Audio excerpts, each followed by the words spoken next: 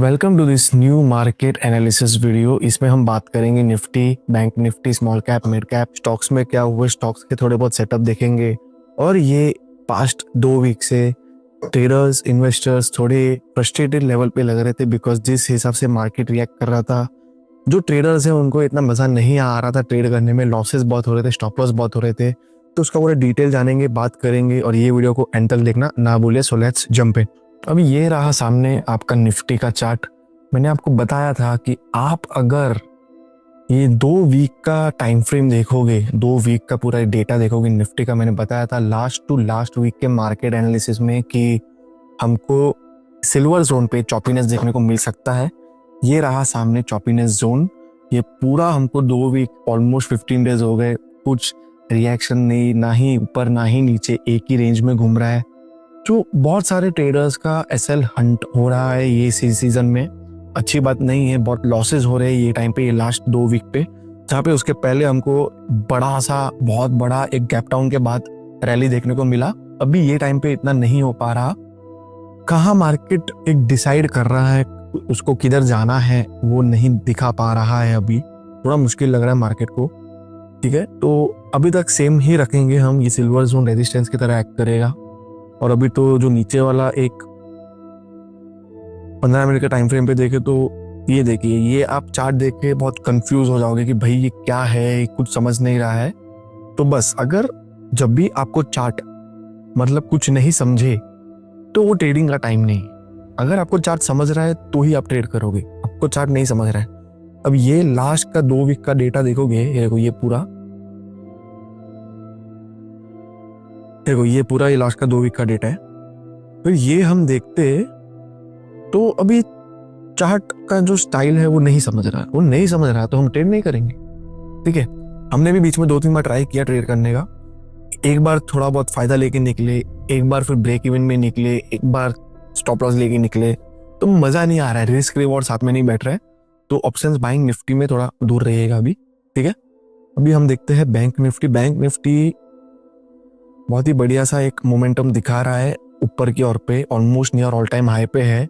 और जैसे कि आप स्टॉक देखोगे, HDFC bank, ICICI bank, Kotak bank, axis bank, ये सारे बहुत ही अच्छा कर रहे हैं अभी ये टाइम पे।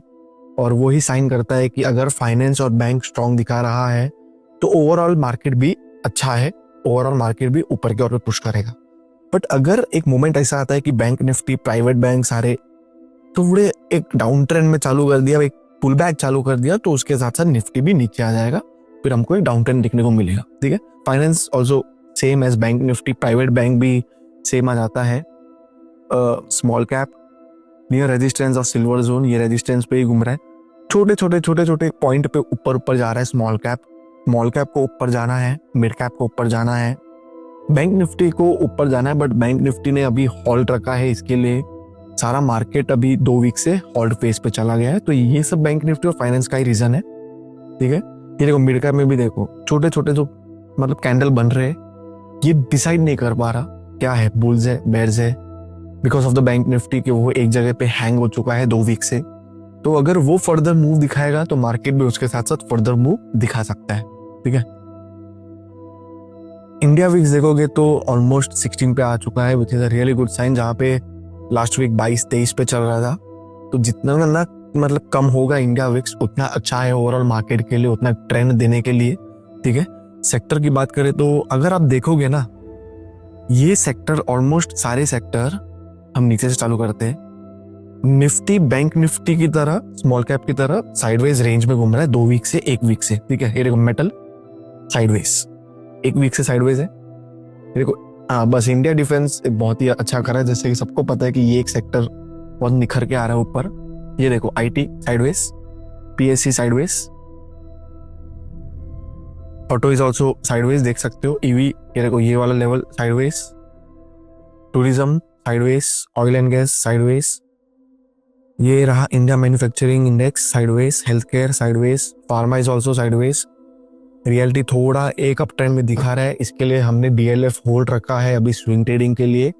अगर आपको ऐसे ही स्टॉक एनालिसिस चाहिए, स्टॉक्स चाहिए, ऑप्शंस बाइंग देते हैं, स्विंग सेटअप देते हैं, तो मेरे टेलीग्राम चैनल को ज्वाइन कर दीजिएगा।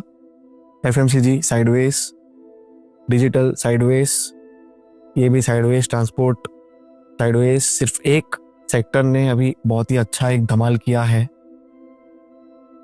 वो है पीएसयू बैंक। पीएसयू बैंक एक नॉर्मली आप देखोगे तो एक ट्रेंड पे चल रहा था, धीरे धीरे स्मॉल कैप मिड कैप की तरह ऊपर जा रहा था। यहाँ पे देख सकते हो अगर ये रेजिस्टेंस लेवल क्रॉस कर दिया 7100 तो बहुत ही मजा आएगा। जिस तरह से private bank, bank Nifty, finance all time high पे चल रहा है, तो मैंने ये लास्ट 2 वीक पहले बताया था कि जो पीएसयू बैंक है वो भी बैंक के साथ साथ आगे बढ़ सकता है, और वो दिखा रहा है सामने, तो ये बहुत अच्छा साइन है। उसमें आएगा, मतलब मजा आएगा ट्रेड करने में। जैसे कि हम स्टॉक देखें, स्टॉक भी आप देखोगे ना तो 50% ऑफ द स्टॉक वो इंडाइसेस और सेक्टर की तरह साइडवेज हो चुके हैं, लाइक 50% ऑफ द स्टॉक, ज्यादा नहीं। तो देखो ये मतलब कैनरा बैंक ऑलमोस्ट एक रैली दे रहा है, मस्त रैली, यहाँ पे हमको ट्रेड मिल सकता है। यूनियन बैंक, पीएनबी, ये जो इनसाइड बार का ब्रेकआउट दिया है ऑलमोस्ट 3%, 3.5% का। बैंक ऑफ बड़ौदा जो हम होल्ड रख रहे थे, बट मेरी एक मिस्टेक की वजह से हमको निकलना पड़ा सुबह सुबह, फिर वही दिन पे वो 3% भाग गया, but it's not a big deal, हम भी फायदे में ही निकले। और अगर मंडे को और मोमेंटम दिखता है तो हम इसमें ट्रेड कर सकते हैं। Indian bank almost near all time high, Indian bank is near all time high, very very good sign, ठीक है। बैंक ऑफ इंडिया भी थोड़ा थोड़ा एक पिकअप पकड़ना चालू कर दिया है। State Bank of India, yes, coming slightly up, थोड़ा स्लो है but it's coming there, like to the level of bank Nifty private bank, ठीक है। तो ज्यादा स्टॉक तो आप देखोगे ना तो मोस्टली सब साइडवेज ही रहा है, और ये रियलिटी है, रियलिटी देख सकते हो। रियलिटी भी एक रियलिटी सेक्टर की तरह, रियलिटी स्टॉक्स भी अच्छे अच्छे मोमेंटम में दिखा रहे हैं।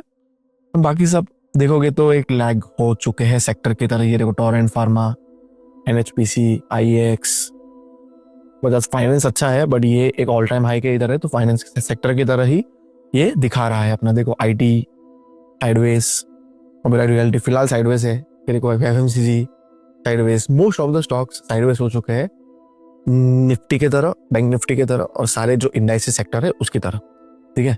तो मैं एक चीज बताना चाहता हूं आपको,